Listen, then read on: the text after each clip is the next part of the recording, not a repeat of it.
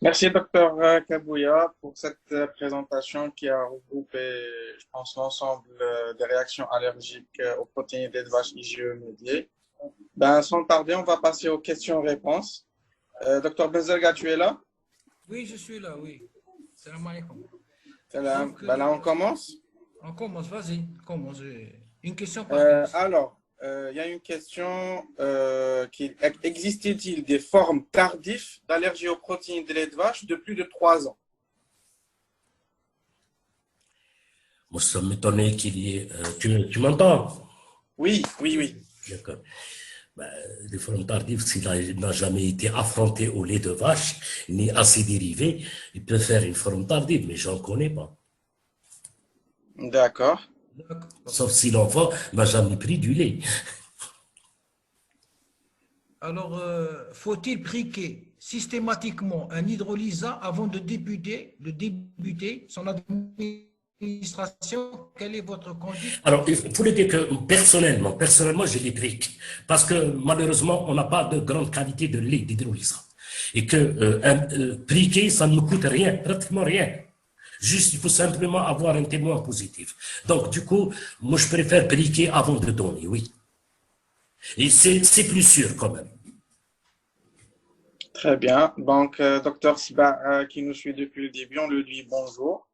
Il te demande comment faire dans cette situation de confinement pour avoir un hydrolysat en sachant que ça n'existe plus dans les pharmacies. Alors, c'est vrai qu'il y a actuellement une pénurie d'hydrolysat, mais quand même, on arrive à trouver de la Pepti Junior qui est un hydrolysat de lactosérum, on n'a pas le choix. L'Alernova qui est un hydrolysat de caséine, il est disponible également. Et vous avez des hydrolysats de soja, ils sont disponibles. Donc, il faut jouer avec ces programmes. Et c'est pour ça que je le dis pas assez suffisamment. Il faut peut-être priquer ces laits avant de les donner. Alors, bien que théoriquement, on ne donne pas de lait végétal avant 6 mois, mais quand on n'a pas le choix, on le fera. D'accord, merci. Il y a une question de M. Sherfeddin Bouachari. Y a-t-il pas le risque d'allergie croisée au soja? Oui, si, les allergies croisées existent. On a dit qu'aucun hydrolysat n'épargne la réaction allergique, qu'il peut y avoir des allergies croisées dans 10-15%. Et c'est pour ça que je le dis. Il est préférable de pliquer les laits avant de les donner. S'il a les moyens de pliquer, bien sûr, mais s'il n'a pas les moyens de donner, vous avez une forme qui est sévère, d'accord? Une forme sévère, je pense qu'on ne gardera pas au cabinet, à mon avis. Il faut peut-être l'envoyer à l'hôpital, une forme sévère. S'il a fait un œdème de cuir, s'il a fait un laryngospasme, s'il a fait un bronchospasme à la prise de lait, je pense qu'il ne faut pas s'amuser à la garder au cabinet, cette forme. Sauf si on a des aptitudes, à mon avis.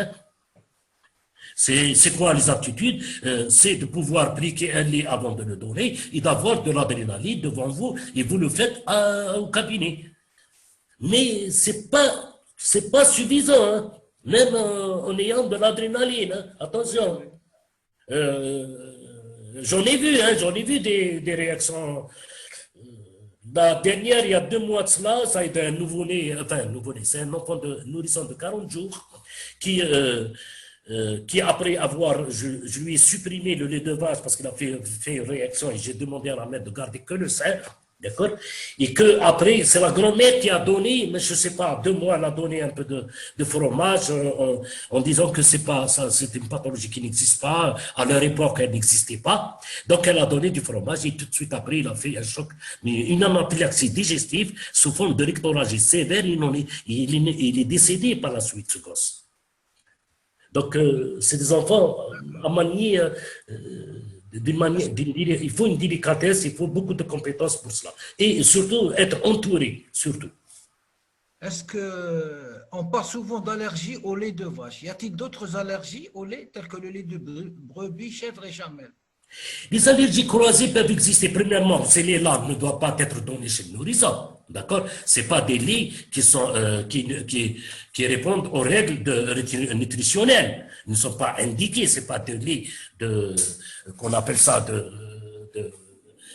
d'élevage. Non, on n'élève pas un enfant avec du lait de brebis ou de chamelle. Non, ce ne sont pas indiqués, c'est pas des enfants, c'est pas des laits qui sont indiqués sur le plan nutritionnel, ne sont pas indiqués à l'enfant. Donc, il faut éviter de les donner. C'est pour ça qu'on n'en parle pas. Maintenant, des allergies croisées, ils peuvent en avoir, bien sûr. D'accord. Est-ce qu'on peut voir les allergies IgE-médiées retardées chez le grand enfant? Non, s'ils sont retardés, ils ne répondent plus aux critères de la forme IgE-médie. D'accord? On est dans le mix, peut-être. D'accord. Parce que les mix, ils peuvent être IgE et non IgE-médie. D'accord. Bonjour, si le taux d'anticorps chute, mais il y a échec au TPO, quel est l'intervalle pour refaire ce dernier? Alors, si il y a une, comment on appelle ça, une incompatibilité IgE spécifique et TPO, d'accord, il y a une erreur dans un de ces éléments. Mais l'erreur viendrait probablement des formes des IgE spécifiques, pas de TPO parce que vous le provoquez, vous observez devant vous. Donc, le TPO, c'est pour ça qu'il reste vraiment l'examen de référence, le gold star. Donc, il ne se trompe pas, le TPO. Les IgE spécifiques, on peut se tromper. Donc, il faut refaire peut-être les TPO spécifiques, les IgE. D'accord. Alors, il y a une question sur existe-t-il des APLV sous lait maternel exclusif? Pardon? Est-ce qu'il y a des APLV sous lait maternel exclusif?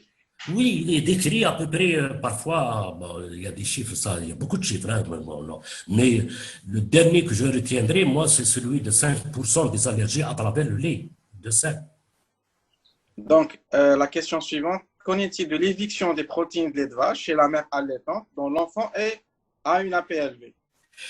Alors, effectivement, la maman, je ne sais pas, c'est Dr Salim, Dr Bzarga, je ne sais pas si tu avais assisté à une conférence d'Actunia, où il parlait des mères qui étaient qu'est-ce qu'on fait pour les mères qui devaient éviter le lait et ses dérivés, c'est de leur donner un supplémentaire. Bien sûr, ils doivent éviter cela s'il y a une réaction chez l'enfant, et on leur donne une supplémentation de calcium qui peut aller jusqu'à 1 gramme jour.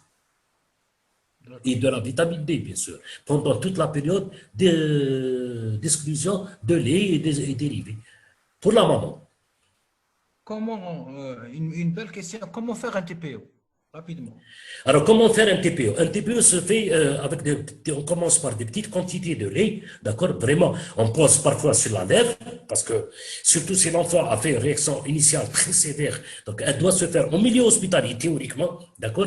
Mais parfois, on est acculé à les faire parfois au cabinet, d'accord? Si on a des habitudes, parfois on est acculé à les faire au cabinet. Oh oui, oui, on est acculé, oui, parfois on les envoie, on leur dit non, mais qu'est-ce que c'est que cette histoire de TPO? Allez-y lui donner du lait. D'accord? Cette histoire, bon, malheureusement, comme on n'a pas de service de référence, il faut le dire, on n'a pas de service de référence. D'accord. Mais, Alors, donc, du coup, on prend, donc, du coup, on prend des risques. Et parfois, on les fait chez nous. Et comment le principe, c'est de donner des petites quantités croissantes, des quantités c'est-à-dire on augmente au fur et à mesure toutes les 20 minutes. Et on voit la réaction de l'enfant. On commencera par des gouttes. Juste, parfois, on dépose la goutte au niveau des lèvres et on peut avoir des réactions labiales, d'accord, un gonflement de la bouche. Là, vous arrêtez tout, bien sûr. Et bien sûr, il faut être normalement, l'enfant doit être sous perf. Et bien sûr, là, tout le matériel de réanimation doit être disponible. Mais moi, j'ai l'adrénaline, je mets quelques gouttes et je vois toutes les 20 minutes, je donne une dose croissante. Merci, Dr Kabia. Je pense qu'on va prendre une dernière question et c'est une remarque. C'est Dr Bourali qui te dit l'introduction des laits artificiels, quel que soit minime, incite le bébé à préférer le biberon au sein par rapport au goût et à la tétine. Faut-il prendre ce risque inutile pour le nouveau-né et le nourrisson par rapport à la dernière plaque? C'est ça, oui. La dernière plaque de prévention, c'est ce qu'on a vu sur la revue de mars 2020, d'accord, où il préconise dans les... C'est Dr Turki qui m'avait envoyé cette communication, enfin, ce texte, dans lequel il préconise chez les enfants à haut risque, très haut risque, d'accord, d'introduire le lait de vache, même s'il est sous allaitement maternel. Il faut le dire que j'ai essayé une fois. Je vous donne mon expérience. Hein. Depuis mars, j'ai essayé une fois césarienne, ma mère n'a pas accepté. Parce que à chaque fois que je donnais un peu de lait, il vomissait. Donc, je ne sais pas, je lui dis, bon, gardez le sein, c'est tout. Alors qu'ils vous disent qu'il y a suffisamment de données pour lesquelles il paraît qu'on arrivera, pas de supprimer la PLV, mais modérer les réactions de la PLV. C'est pas pour guérir une APLV, c'est pour modérer les réactions de la PLV, c'est-à-dire pour ne pas avoir des chocs anaphylactiques. Merci.